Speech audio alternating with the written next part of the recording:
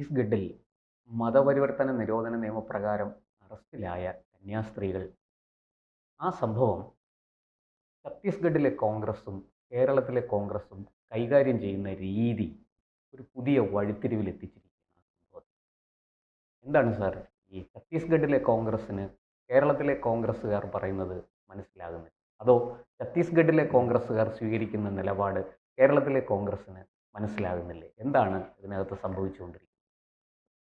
1967 മതപരിവർത്തന നിയമം അത് സംസ്ഥാന ഗവൺമെൻറ് അന്ന് അന്ന് മധ്യപ്രദേശാണ്, ഛത്തീസ്ഗഡ് അതെ. ഉണ്ടായിട്ടില്ല. അത് കോൺഗ്രസ് ഗവൺമെൻറ്റാണ്. അതെ. ഗവൺമെൻറ്റിൻ്റെ സമയത്തുള്ള ഒരു നിയമമാണ്. അപ്പം ഇതിനെ മാറ്റി പറയാൻ ഛത്തീസ്ഗഡിലെ കോൺഗ്രസ്സിന് കഴിയുന്നില്ല. ഇവിടെ നമ്മൾ ഈ രണ്ട് കക്ഷികളെയും, കോൺഗ്രസ് എന്ന പാർട്ടിയെയും BJP എന്ന പാർട്ടിയെയും മനസ്സിലാക്കുമ്പോൾ ചില സമാനതകളുണ്ട്. BJPക്ക് ഒരു ഫെഡറൽ സ്വഭാവമുണ്ട്.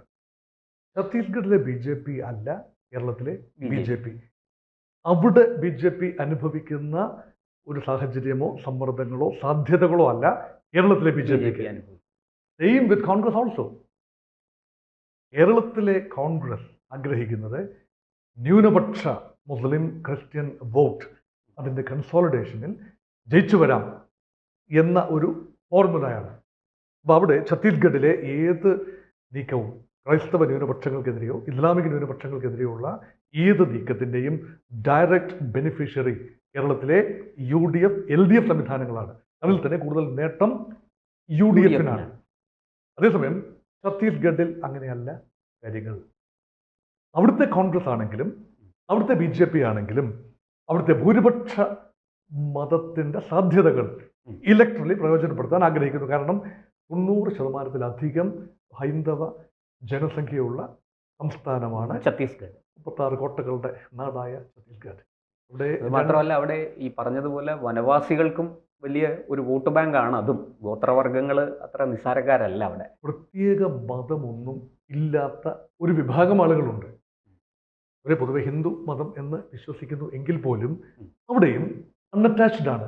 അത് ഏതാണ്ട് 3%-ഓളം 2.9% ആളുകളുണ്ട്. മുസ്ലിം ജനസംഖ്യ സാമാന്യം കുറവാണ്. മറ്റ് ഉത്തരേന്ത്യൻ സംസ്ഥാനങ്ങളെക്കാൾ, ഉത്തർപ്രദേശിനേക്കാൾ, ബീഹാറിനേക്കാൾ ഒക്കെ കുറവാണ്, ബംഗാളിനേക്കാളൊക്കെ കുറവാണ്. ഏതാണ്ട് 3% താഴെ 2.7% മുസ്ലിം. ക്രിസ്ത്യൻ പോപ്പുലേഷൻ അതിനേക്കാൾ കുറവാണ്. 1.9% മാത്രമേ ഉള്ളൂ. ഇവിടെ കോൺഗ്രസ് ആണെങ്കിലും BJP ആണെങ്കിലും ഡ്രൈവ് ചെയ്യുന്ന ഒരു ഫാക്ടർ എന്ന് പറയുന്നത് നാമധേയം നോക്കിയാൽ ക്രിസ്ത്യൻ നാമധാരികൾ കുറവാണ്. സെൻസസ് അനുസരിച്ച്, കണക്കുകൾ അനുസരിച്ച്, രേഖകൾ അനുസരിച്ച് ക്രൈസ്തവ വിശ്വാസത്തിലുള്ളവരുടെ എണ്ണം കുറവാണ്, തീർച്ചയായിട്ടും കുറവാണ്. യഥാർത്ഥത്തിൽ അങ്ങനെയല്ല അവസ്ഥ. കാരണം അവർ ഹിന്ദു നാമം റീറ്റെയിൻ ചെയ്യുകയും ട്രൈബൽ കമ്മ്യൂണിറ്റി റിസർവേഷൻ്റെ ആനുകൂല്യം നിലനിർത്തിക്കൊണ്ട് തന്നെ വിശ്വാസപരമായ പള്ളികളിൽ പോകുന്നു, ക്രൈസ്തവ ആരാധനാ രീതികൾ പിന്തുടരുന്നു. ഇതൊരു അനാക്രോണിസമായി അവിടുത്തെ BJP കരുതുന്നു. അവിടുത്തെ കോൺഗ്രസും സമാനമായ രീതിയിൽ തന്നെയാണ് കരുതുന്നത്. കാരണം അല്ല എങ്കിൽ ഒരുപക്ഷെ കോൺഗ്രസിന് കുറച്ചുകൂടി ഒരു ദേശീയ തലത്തിൽ കുറച്ചുകൂടി ഒരു മതനിരപേക്ഷ ഇമേജാണുള്ളത്. പക്ഷെ ആ ഇമേജ്, ആ പരിപ്പ് ഛത്തീസ്ഗഡിൽ വേവില്ല. ഛത്തീസ്ഗഡ് ഭൂപേഷ് ബാഗൽ നേരത്തെ മുഖ്യമന്ത്രിയായിരുന്ന സംസ്ഥാനമാണ്. അതെ. അവിടെ കോൺഗ്രസിന് തീരെ വേരുകളില്ല എന്ന് പറയാനാവില്ല. കോൺഗ്രസിന്റെ പ്രമുഖ നേതാക്കൾ പലരും 35 MLA-മാരുണ്ട് ഇപ്പോഴും ഉണ്ട്. അപ്പോൾ കോൺഗ്രസിനെ എഴുതിത്തള്ളാനാവില്ല. ചെറിയൊരു സംസ്ഥാനമാണ്, എഴുതിത്തള്ളാനാവില്ല. കോൺഗ്രസിന് റിവൈവൽ സാധ്യമാക്കണമെങ്കിൽ നമ്മൾ കണ്ടതാണ് കമൽനാഥ് എന്ന വൻ നേതാവ്, അദ്ദേഹത്തിൻ്റെ ചിന്ദ്വാര മണ്ഡലം, അദ്ദേഹത്തിൻ്റെതായ ഫീഫ്ഡം, ഇതെല്ലാം തന്നെ അദ്ദേഹം ഒരു ഹൈന്ദവ, ഒരു മൃദു ഹിന്ദുത്വ ലൈനിൽ തന്നെയാണ് അദ്ദേഹവും പോയത്. അപ്പോൾ അവിടുത്തെ കോൺഗ്രസ് ആണെങ്കിലും BJP ആണെങ്കിലും മതപരിവർത്തനം എന്ന കാര്യം വരുമ്പോൾ അത് നിറം പിടിപ്പിച്ച കഥകളാണ് പലപ്പോഴും മതപരിവർത്തനത്തെ കൂടി വരുന്നത് എന്ന അഭിപ്രായം എനിക്കുണ്ട്. അത് യഥാർത്ഥത്തിലുള്ളതിനേക്കാൾ കൂടുതൽ ഇതൊരു പൊളിറ്റിക്കലി ആംപ്ലിഫൈ ചെയ്യുന്നുണ്ട്. പക്ഷേ മതപരിവർത്തനം എക്കാലത്ത് അവിടെ നടന്നിരുന്നു. ഛത്തീസ്ഗഡിലും ജാർഖണ്ഡിലും സമീപ പ്രദേശങ്ങളിലും ഒറീസയിലും എല്ലാം നടന്നിരുന്നു. അത് വലിയ വൈകാരിക വിഷയം കൂടിയാണ്. കാരണം അത് ഡെമോഗ്രാഫിക് കമ്പോസിഷൻ മാറുകയാണ്. അതിൽ ഒരുപാട് പൊളിറ്റിക്കൽ ഓവർച്യൂഴ്സ് ഉണ്ട് താനും. അതുകൊണ്ടാണ് ഛത്തീസ്ഗഡിലെ PCC പ്രസിഡന്റ് ഒരു പ്രത്യേക നിലപാട് എടുത്തു. അപ്പോൾ അവരത് മതപരിവർത്തനം നടന്നിട്ടില്ല എന്ന നിലപാടിലല്ല ഇരിക്കുന്നത്. AICC നേതൃത്വവും കേരളത്തിലെ കോൺഗ്രസ് നേതൃത്വവും ഈ ഒരു സംഭവം അൺഫോർച്ചുനേറ്റ് ആണ്. കന്യാസ്ത്രീകളെ അറസ്റ്റ് ചെയ്തു. തടഞ്ഞു വെച്ചു, അറസ്റ്റ് ചെയ്തു. ബജ്റാംഗ് ദൾ പ്രവർത്തകർ ഇൻവോൾവ് ആണ്. ഇല്ല എന്ന് പറഞ്ഞാലും 100% ബജ്റാംഗ് ദൾ പ്രവർത്തകർ ഇൻവോൾവ് ആണ്. അതിലൊരു നിയമവാഴ്ചയുടെ മേലുള്ളൊരു കടന്നുകയറ്റമുണ്ട്. നിയമവാഴ്ച അനുസരിച്ച് ബജ്റാംഗ് ദൾ അല്ല അവിടെ രംഗത്ത് വരേണ്ടത്, സ്റ്റേറ്റ് പോലീസ് ആൻഡ് കോർട്ട്. ജാമ്യമില്ല വകുപ്പ് പ്രകാരം ഏത് വകുപ്പ് അനുസരിച്ച് കേസ് ഫയൽ ചെയ്യുന്നു എന്നതൊക്കെ അവിടുത്തെ പോലീസിൻ്റെയൊക്കെ നിയന്ത്രണം. പോലീസിനെ നിയന്ത്രിക്കുന്നത് സംസ്ഥാന ഗവൺമെൻറ്റാണ്. സംസ്ഥാന ഗവൺമെൻറ് നിയന്ത്രിക്കുന്നത് പാർട്ടിയും ഐഡിയോളജിയും ഒക്കെ ആണെങ്കിൽ അവിടെ ഒരു സ്ട്രക്ചറൽ വയലൻസിൻ്റെ ലാഞ്ചനകൾ ആരോപിക്കാം. പക്ഷെ അതിനെ തിരുത്തേണ്ടത് കോൺഗ്രസ് ആണ്. പക്ഷെ അവിടുത്തെ കോൺഗ്രസിൻ്റെ ഭാഗത്തുനിന്ന് പോലും പ്രതീക്ഷിക്കുന്ന AICC നേതൃത്വമോ രാഹുൽ പ്രിയങ്ക ദ്വയമോ എസ് വേണുഗോപാലോ കേരളത്തിലെ കോൺഗ്രസ് നേതാക്കളോ പ്രതീക്ഷിക്കുന്ന ഒരു നയമല്ല അവിടുത്തെ കോൺഗ്രസ് പുലർത്തുന്നത്. അതുകൊണ്ട് കോൺഗ്രസിനും ഒരു ഫെഡറൽ സ്വഭാവം കൈവന്നിരിക്കുന്നു. ഓരോ സംസ്ഥാനത്തിനും വ്യത്യസ്തമായ മുൻകാലങ്ങളിലും അങ്ങനെ ഉണ്ടായിരുന്നു. ദേശീയ പാർട്ടിയൊക്കെയാണ്, BJP ദേശീയ പാർട്ടിയാണ്, കോൺഗ്രസ് ദേശീയ പാർട്ടിയാണ്. പക്ഷേ ഇവിടെ കോൺഗ്രസ് മാത്രമല്ല ആപ്പിലായിരിക്കുന്നത്. ഭാരതീയ ജനതാ പാർട്ടി വളരെ വലിയ ഒരു സാധ്യത കണ്ടിരുന്നു കേരളത്തിൻ്റെ പൊതു തെരഞ്ഞെടുപ്പുകളിൽ. ഇനി വരുന്ന 2026 നിയമസഭാ തെരഞ്ഞെടുപ്പിലും 4 മാസത്തിനുള്ളിൽ നടക്കേണ്ട ലോക്കൽ ബോഡി ഇലക്ഷനും വളരെ വലിയ സാധ്യതകൾ കണ്ടിരുന്ന BJPക്ക് ഡാമേജ് കൺട്രോൾ, ഫയർ ഫൈറ്റിംഗ് ആവശ്യമായി വരുന്നു. അതുകൊണ്ടാണ് ഇന്നത്തെ ദിവസം BJP സംസ്ഥാന പ്രസിഡന്റ് രാജീവ് ചന്ദ്രശേഖർ ആൻഡ്രൂസ് താഴത്ത് CBCIയുടെ ഇപ്പോഴത്തെ അധ്യക്ഷൻ ആൻഡ്രൂസ് താഴത്ത് പിതാവിനെ തൃശ്ശൂർ അരമനയിൽ ചെന്ന് കാണേണ്ടി വന്നതും, അതുപോലെ മാർ റാഫേൽ തട്ടിൽ അദ്ദേഹത്തെ കാണേണ്ടി വന്നതുമൊക്കെ ഈ പിതാക്കന്മാരെയൊക്കെ കണ്ടു എന്ന് പറയുമ്പോൾ ഒരു ഡാമേജ് കൺട്രോളിൻ്റെ ഒരു ഇഫക്റ്റ് ഉണ്ട്.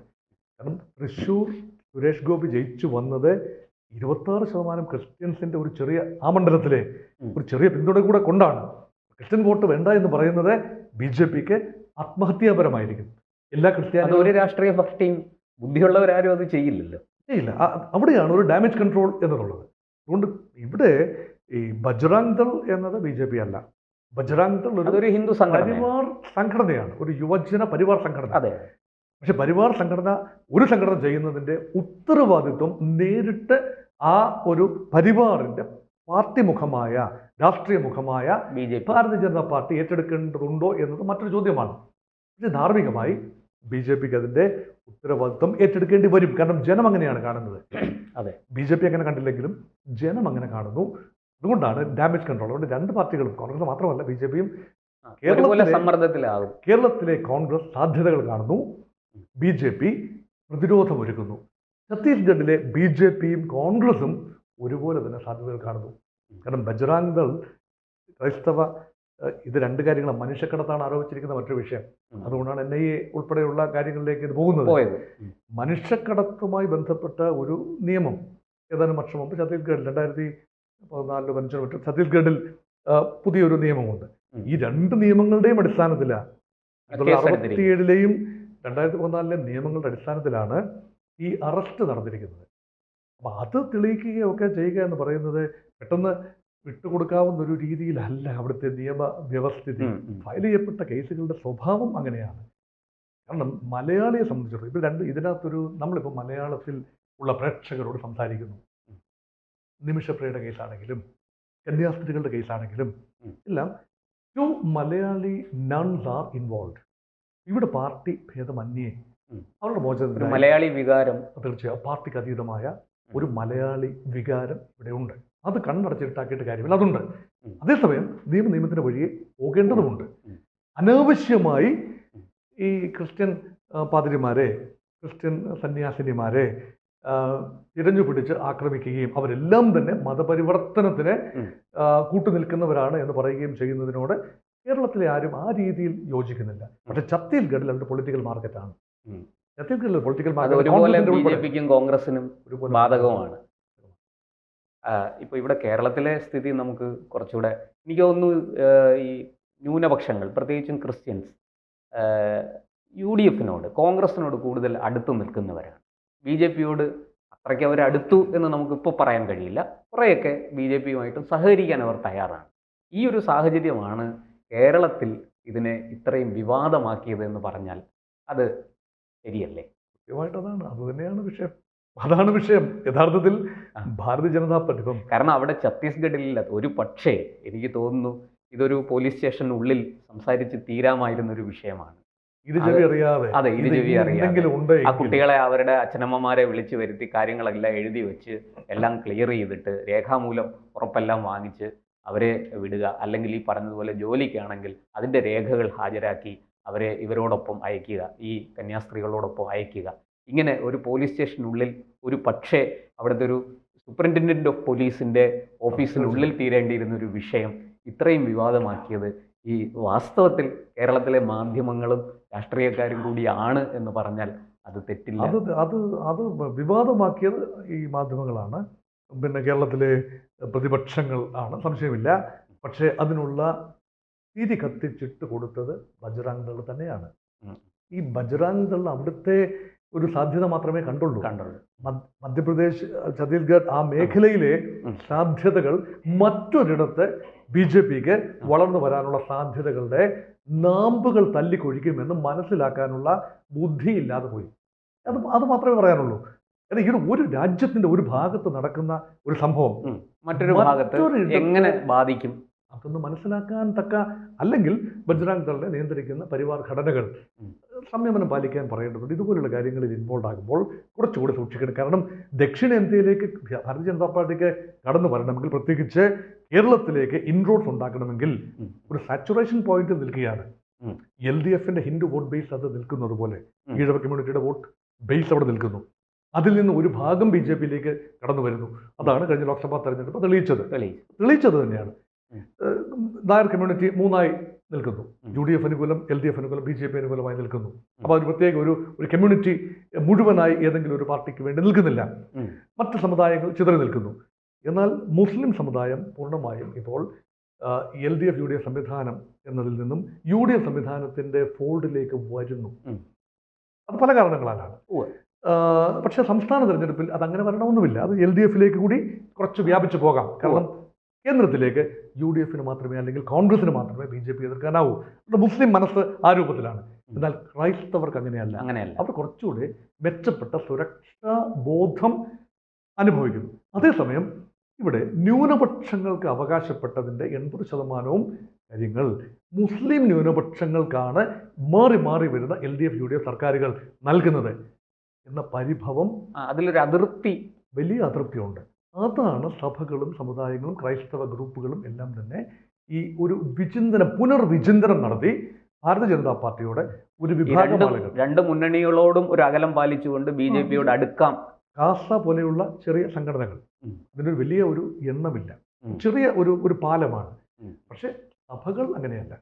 ഓർഗനൈസ്ഡ് കാത്തലിക് ചർച്ച് 3 റീത്തുകളായി നിൽക്കുന്ന ലത്തീൻ റീത്ത്, തീരദേശ മേഖലയിൽ സ്വാധീനമുള്ള, അല്ലെങ്കിൽ സീറോ മലബാർ കേരളത്തിലാകമാനം സ്വാധീനമുള്ള, അല്ലെങ്കിൽ സീറോ മലങ്കര, ഈ 3 റീത്തുകളായി നിൽക്കുന്നു. ഇതുമായി ബന്ധപ്പെട്ട സന്യാസിനിമാരെയാണ് ഇപ്പോൾ ആക്രമിച്ചിരിക്കുന്നത്. നവപെന്തിക്കോസ്ത പ്രസ്ഥാനങ്ങളുടെയോ പാറ ചർച്ചുകളുടെയോ അല്ലെങ്കിൽ ഒറ്റപ്പെട്ട മിഷണറിമാരെയോ അല്ല ആക്രമിച്ചിരിക്കുന്നത്.